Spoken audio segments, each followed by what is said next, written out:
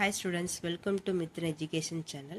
இன்னைக்கு இந்த வீடியோல என்ன பார்க்கலாம்னா 12th standard accounts from incomplete records first chapter பார்க்கலாம். First வந்து incomplete records meaning என்ன அப்படினு பார்த்தலாம். இந்த accounting records வந்து டைரக்டா வந்து டபுள் என்ட்ரி சிஸ்டம்ல மெயின்டைன் பண்ணாத அனைத்து ரெக்கார்ட்ஸுமே வந்து இன்கம்ப்ளீட் அக்கௌண்ட்ஸ்னு சொல்கிறாங்க. இதில் வந்து பர்டிகுலர் சில விஷயம் மட்டும் மெயின்டைன் பண்ணுறாங்க. அது என்ன அப்படின்னா கேஷ் அண்ட் பர்சனல் அக்கௌண்ட்டில் வந்து கஸ்டமருடைய கிரெடிட்டாருடைய அக்கௌண்ட்ஸை மட்டும் ஃபுல்லாக மெயின்டைன் பண்ணுவாங்க. சம்டைம் வந்து என்ன பண்ணுறாங்கன்னா பார்சலிட்டி ரெக்கார்டும் ஃபாலோ பண்ணுறாங்க. அதாவது ஒரு பக்கம் மட்டும் என்ட்ரி பண்ணுறது. ஒரு கேஷுக்கு வந்து ஒரு எக்ஸ்பென்சஸ் பண்ணுறாங்க அப்படின்னா அது யார்கிட்ட பண்ணுறாங்க என்ன பண்ணுறாங்கன்னு மெயின்டைன் பண்ணாமல் கேஷுக்கு பண்ணுறாங்கன்னா அந்த கேஷை மட்டும் வந்து என்ட்ரி பண்ணுற மாதிரி பண்ணுவாங்க. நெக்ஸ்ட்டு வந்து சம்டைம் டெபிட் கிரெடிட் எதுவுமே ஃபாலோ பண்ணாமல் சில டிரான்சாக்ஷன் வந்து ஒமிட் பண்ணுறாங்க. ஸோ இந்த மாதிரிலாம் நடக்கிற விஷயம் தான் வந்து இன்கம்ப்ளீட் ரெக்கார்ட்ஸ் அப்படின்றாங்க. நெக்ஸ்ட் வந்து ஃபியூச்சர்ஸ் ஆஃப் இன்கம்ப்ளீட் ரெக்கார்ட்ஸ்னால் என்னென்னு பார்க்கலாம். ஃபஸ்ட்டு வந்து நேச்சுரல். இது வந்து unscientific and unsystematic way of records transaction. இது வந்து ஒரு ஒழுங்கற்ற முறையில் ஃபாலோ பண்ணுற டிரான்சாக்ஷன். எந்த ஒரு அக்கௌண்டிங் பிரின்சிபல்ஸையோ அக்கௌண்டிங் ஸ்டாண்டர்டையும் எதுவுமே ஃபாலோ பண்ணுறதில்ல அப்படின்றாங்க. நெக்ஸ்ட்டு வந்து டைப் ஆஃப் அக்கௌண்ட்ஸ் மெயின்டைன். இது என்ன டைப்பில் அக்கௌண்ட்ஸ் மெயின்டைன் பண்ணுறேன்னா ஒன்லி வந்து கேஷ் அண்ட் பர்சனல் அக்கௌண்ட்ஸை மட்டும்தான் மெயின்டைன் பண்ணுறாங்க. ரியல் அண்ட் நாமினல் அக்கௌண்ட்டை மெயின்டைன் பண்ணுறதில்ல. சில டிரான்சாக்ஷனை வந்து ஒமிட் பண்ணிடுறாங்க. நெக்ஸ்ட்டு வந்து லேக் ஆஃப் யூனிஃபார்மிட்டி. டிஃப்ரெண்ட்ஸ் ஆர்கனைசேஷன்ஸ்க்கு இடையே நடக்கிற டிரான்சாக்ஷன்ஸ்னால இது வந்து ஒரு யூனிஃபார்மிட்டியாக இல்லை அப்படின்றாங்க. நெக்ஸ்ட்டு வந்து சில ஆர்கனைசேஷன் என்ன பண்ணுறாங்கன்னா அவங்களுக்கு தேவைக்கு ஏற்பையும் கன்வீனியன்ட்க்கு ஏற்ற மாதிரி வந்து டிரான்சாக்ஷனை வந்து ஃபாலோ பண்ணிக்கிறாங்க. நெக்ஸ்ட்டு வந்து இதோடைய ஃபினான்ஷியல் ஸ்டேட்மெண்ட் வந்து ட்ரூ ஆர் ஃபேராக இல்லை அப்படின்னா, ஏன்னா வந்து இது ஒரு இன்கம்ப்ளீட் இன்ஃபர்மேஷனாக இருக்குது அண்ட் இன்அக்யூரேட் ரெக்கார்ட் ஆஃப் அக்கௌண்ட்ஸாக இருக்குது. ஒரு அக்யூரேட்டாக இல்லை, நிறைய இன்ஃபர்மேஷனை வந்து இல்லாமல் இருக்கறனால இதோடைய ப்ராஃபிட் அண்ட் லாஸ் கால்குலேஷன் வந்து எப்படி இருக்கும் அப்படின்னா ஃபேராக இருக்காது அப்படின்றாங்க. நெக்ஸ்ட்டு வந்து இதோடைய அசட் அண்ட் லைபிலிட்டியும் வந்து இன்கம்ப்ளீட் ரெக்கார்ட்ஸாக வந்து ஃபாலோ பண்ணுறனால ஃபினான்ஷியல் பொசிஷனும் வந்து ஃபேர் ஆர் ட்ரூவாக இல்லை அப்படின்றாங்க.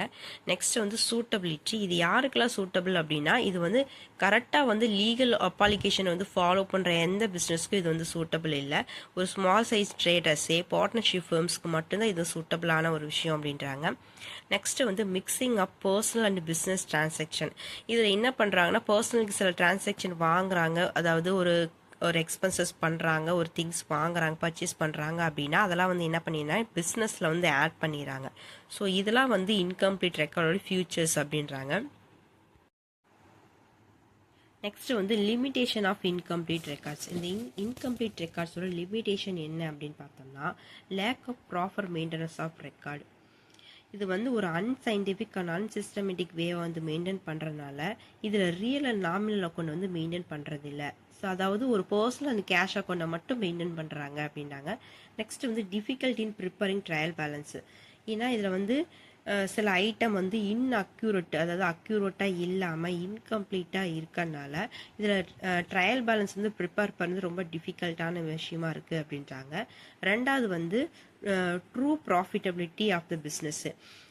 இது சேம் அதே தான் இன்ஃபர்மேஷனு. ஸோ ட்ரூவாக இல்லாமல் ஃபால்ஸாக இருக்கிறனால இந்த பிஸ்னஸோடைய ப்ராஃபிட்டபிலிட்டி இதுதான் அப்படின்னு கரெக்டாக ட்ரூவான ப்ராஃபிட்டபிலிட்டி இதுதான் அப்படின்னு வந்து நம்மளால் ப்ரிப்பேர் பண்ண முடியல அப்படின்றாங்க. ரெண்டாவது வந்து ஃபினான்ஷியல் பொசிஷன்.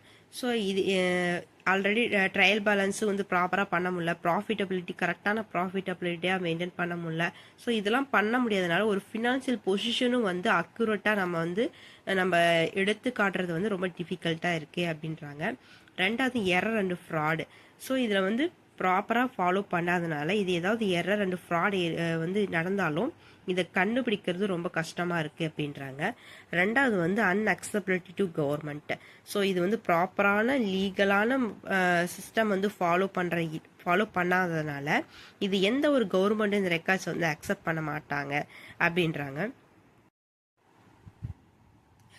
நெக்ஸ்ட்டு வந்து இந்த இன்கம்ப்ளீட் ரெக்கார்ட்ஸை வச்சு எப்படி ப்ராஃபிட் அண்ட் லாஸ் வந்து கால்குலேட் பண்ணுறது அப்படின்னு பார்க்கலாம்.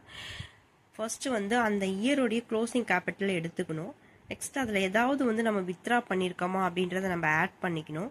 அடிஷ்னலாக ஏதாவது கேபிட்டலை வந்து இன்ட்யூஸ் பண்ணியிருக்கோமா அப்படின்றதையும் எடுத்துக்கணும். ஸோ இதுக்கு இடையான இதெல்லாம் எடுத்துட்டு ரிமைனிங் எவ்வளோ வருதோ அதை வந்து ஓப்பனிங் கேபிட்டலோட நம்ம லெஸ் பண்ணிக்கணும். ஸோ லெஸ் பண்ணது போக ரிமைனிங் நமக்கு எவ்வளோ வருதோ அதுதான் வந்து ப்ராஃபிட் அண்ட் லாஸ் அப்படின்னு வந்து கால்குலேட் பண்ணுறாங்க.